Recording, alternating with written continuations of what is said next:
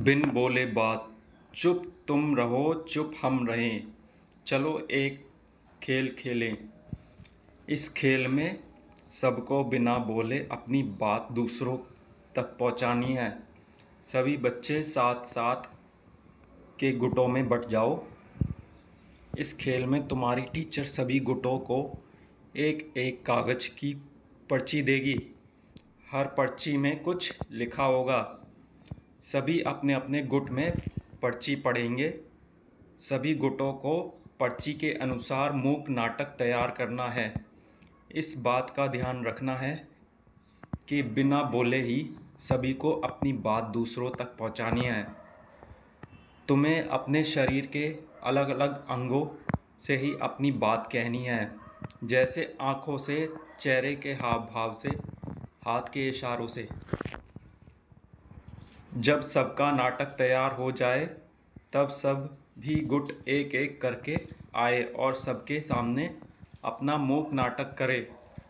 सभी देखने वालों को यह बूझना होगा कि नाटक में क्या हो रहा है। कैसा लगा यह खेल? क्या बिना बोले नाटक करने से मुश्किल आई? अगले पृष्ठ पर दिए गए चित्रों को देखें। चित्र में बच्चे इशारों में बात कर रहे हैं। क्या तुमने कभी किसी को इशारों से बात करते देखा है? लोगों को इशारा में बात करने की ज़रूरत कब पड़ती है?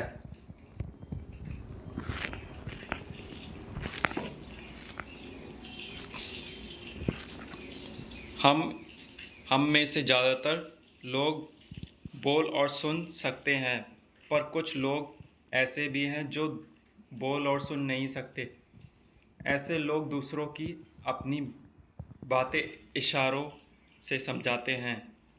दूसरों की बातें वे उनके होठों को देखकर समझने की कोशिश करते हैं। हम सब भी तो सब कुछ नहीं कर पाते। हम में से कोई गाता अच्छा है तो कोई कविता अच्छी लिखती है। कुछ बच्चे झट से पेड़ पर चढ़ जाते हैं तो कुछ बहुत तेज दौड़ते हैं। कोई चित्र अच्छे बनाता है तो कोई सुर में गा पाती है।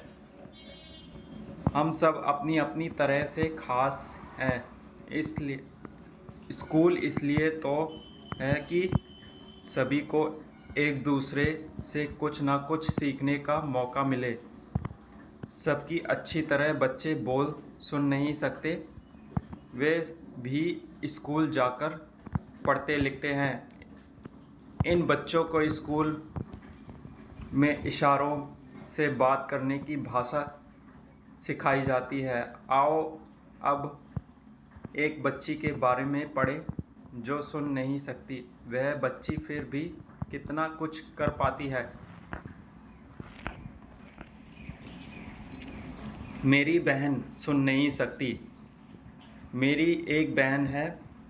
मेरी बहन सुन नहीं सकती। मेरी बहन अनूठी है। बहुत कम लोगों की बहनें ही मेरी बहन की तरह होगी। मेरी बहन पियोनी बजा सकती है। वो पियानो की सुरों को महसूस कर सकती है। वो उंगलियों से छू कर पता कर लेती है कि रेडियो चल रहा है या वो बंद है। कूदने, उछलने और कलाबाजियों लगाने में उसे बड़ा आनंद आता है। मेरी बहन अब मेरे ही स्कूल में जाने लगी है। वैसे माँ उसे घर पर होठ पढ़ने की ट्रेनिंग देती है। क्लास में टीचर और अन्य बच्चे मेरी बहन के कहे शब्दों को समझ नहीं पाते। वो जो कुछ कहना चाहती है उसे वो अच्छी तरह कह पाती है। कल मैंने धूप का चश्मा पहन रखा था। उसका फ्रेम काफ़ी बड़ा था। उसके कांच भी एकदम काले थे। जब मैं बोल रही थी तो मेरी बहन ने मुझसे चश्मा उतारने को कहा। मेरी भूरी आंखें उसकी भूरी आंखें से ना जाने क्या क्या कहती हैं। जीन वाइट हाउस पीटर की कविता के कुछ अंश।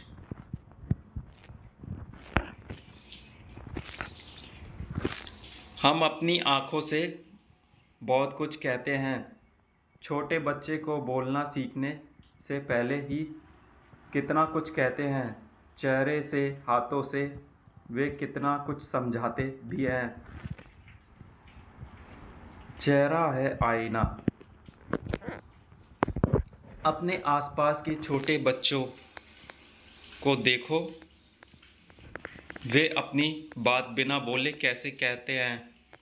तुम सोच रहे होगे कि कैसे चेहरे हैं, ना इनमें आंखें हैं, ना कान, ना नाक, ना मुंह। ये सब तो तुम्हें बनाने हैं, पर साथ में जो लिखा है उसे पढ़कर यह आफताब है,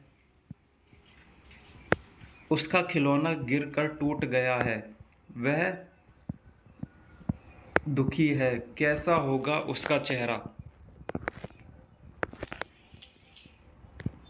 यह जूली है, कल ही उसकी छोटी बहन पैदा हुई है, वह बहुत खुश है, उसका चेहरा बनाओ। यह यामिनी की अम्मा है। आज यामिनी ने जब रसोई में से अचार की शीशी निकाली, शीशी गिरकर टूट गई। अम्मा का चेहरा बनाओ। यह रेहाना है। रेहाना को कुत्तों से बहुत डर लगता है। वह खेल रही थी, अचानक उसके सामने एक कुत्ता आ गया। कैसा होगा रेहाना का चेहरा। चेहरे को देखकर हमें पता चल जाता है कि कौन दुखी है, कौन सुख है और कौन गुस्से में। तुम्हारे साथ कभी ऐसा हुआ है कि तुमने कोई शरारत की हो और माँ को तुम्हारा चेहरा देखकर ही समझ में आ गया हो। नाच से भी हम अपनी बात दूसरों तक पहुंचा सकते हैं। नाच के में इशारों और चेहरों के हाव भाव का इस्तेमाल करते हैं। इन्हें मुद्राएं कहते हैं।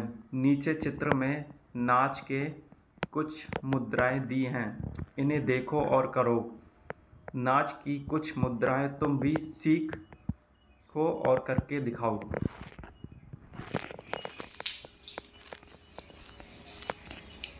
चित्रों को देखकर अनुमान लगाओ। इन पर अपने मन की कहानी